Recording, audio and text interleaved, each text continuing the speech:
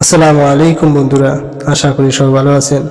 আমি যে বিষয়ে আজকে আলোচনা করব সেটা আছে পুরুষের সৌভাগ্যবানের লক্ষণ 4টি।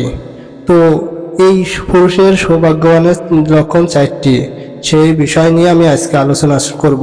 তো প্রথমত 4টির ভিতরে প্রথম যে কারণটা আছে, 1 নম্বর কারণ, যে পুরুষের একটা নেককার স্ত্রী থাকবে সেই পুরুষ সৌভাগ্যবান পুরুষ।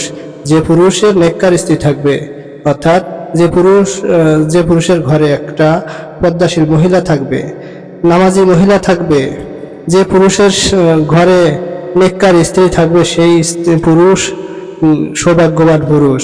অর্থাৎ যে স্ত্রীর ভিতরে কোনো ঝামেলাযুক্ত কোনো কথাবার্তা নেই, যে স্ত্রীর প্রতি স্বামী খুব খুশি থাকে, যে স্ত্রী পর্দার ভিতর থাকে, যে স্ত্রী সর্বদা আল্লাহ তাআলার নিয়ামত পেয়ে আলহামদুলিল্লাহ শুকরিয়া আদায় করতে থাকে, যে স্ত্রী সবসময় আল্লাহর সাথে দিদার করতে থাকে, অর্থাৎ নামাজ কালাম পড়তে থাকে, জিকির আজগার করতে থাকে, ওই স্ত্রী, যে পুরুষের ঘরে এইরকম একটা স্ত্রী থাকবে, ওই পুরুষ সৌভাগ্যবান পুরুষ।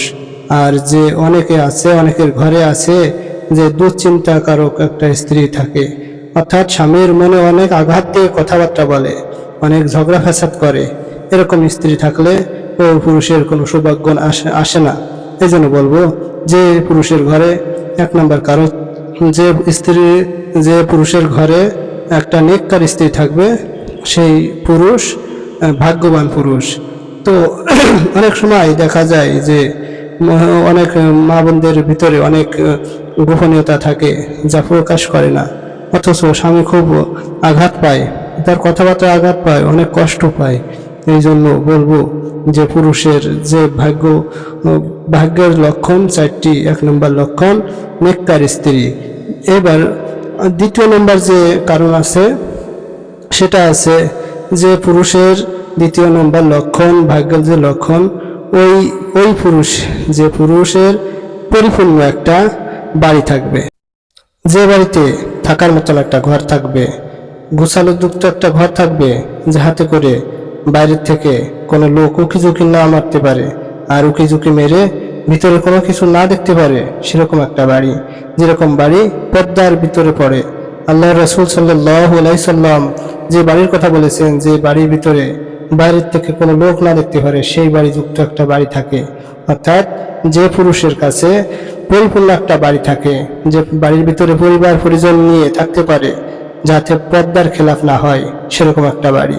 ওই বাড়িতে পরিপূর্ণভাবে যে পরিবার পরিজন নিয়ে থাকতে পারে, সুন্দরভাবে থাকতে পারে, যাতে করে বাইরের মানুষ ভিতরে কি হচ্ছে না হচ্ছে, কারা থাকে না থাকে, কোন লোক থাকে, কি করে, এইগুলা না দেখতে পারে, আর আচার ব্যবহার না দেখতে পারে, তার চলাফেরা কেমন সেগুলো না দেখতে পারে।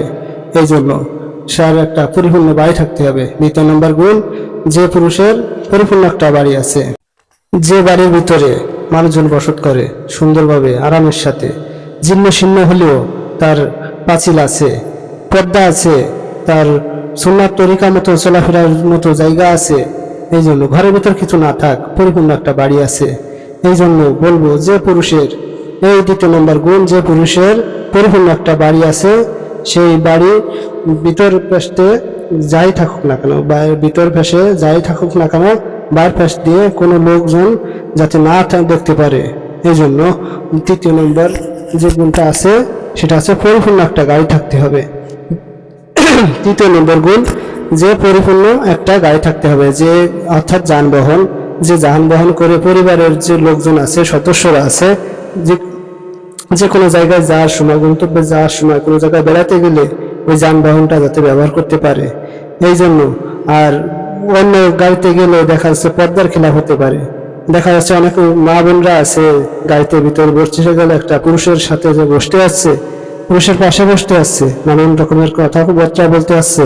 এই জন্য যে পুরুষের 3 নম্বর গুণ, যে পুরুষের পরিপূর্ণ একটা গাড়ি থাকে, যাতে গন্তব্যস্থলে যা পৌঁছতে পারে, পরিবার পরিজন নিয়ে ঘুরতে যেতে পারে। এই জন্য 3 নম্বর গুণ, যে পুরুষের একটা পরিপূর্ণ গাড়ি থাকবে। অনেক সময় দেখা যায় যে অন্য গাড়িতে গেলে মা বোনদের পর্দার খেলাফ হয়, অনেক ধাক্কাধাক্কি খেতে হয়, অনেক বিভ্রান্তির ভিতর পড়তে হয়। আর নিজস্ব একটা যানবাহন থাকলে যাতে আরাম আয়েশের সাথে গন্তব্যস্থলে পৌঁছানো যায়, যেখানে সেখানে যাওয়া যায়, ঘুরতে যাওয়া যায়, আত্মীয় স্বজনদের বাসায় যাওয়া যায়। এই জন্য 3 নম্বর গুণ পরিপূর্ণ একটা গাড়ি থাকা লাগবে। আর পুরুষের 4র্থ নম্বর গুণ নেককার প্রতিবেশী হওয়া লাগবে।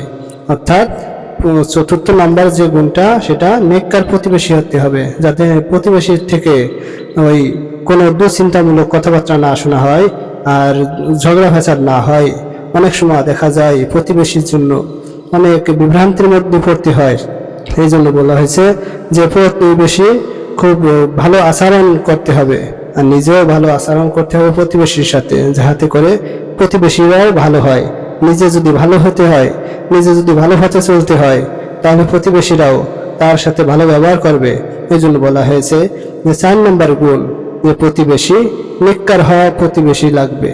অর্থাৎ একটা পুরুষের সৌভাগ্যের লক্ষণ আছে 4টা। 1 নম্বর নেককার স্ত্রী, 2 নম্বর প্রশস্ত একটা বাড়ি, আর 3 নম্বর একটা গাড়ি কিংবা যানবাহন, 4র্থ নম্বর নেককার প্রতিবেশী। যার এই প্রতিবেশী অনেক পরিবার আছে, অনেক পরিজন আছে প্রতিবেশীর সাথে অনেক খারাপ আচরণ করে, অনেক খারাপ ব্যবহার করে। এই জন্য বলবো যে নেককার, নিজে যদি নেককার হয় তাহলে প্রতিবেশী ইনশাআল্লাহ নেককার হবে। এই জন্য বলবো যে প্রতিবেশী যাদের আছে তাদের সাথে ভালো ব্যবহার করা আর ভালো কথাবার্তা বলা। আল্লাহ পাক এই 4টে গুণের অধিকারী সমস্ত পুরুষের দান করুক, আমিন।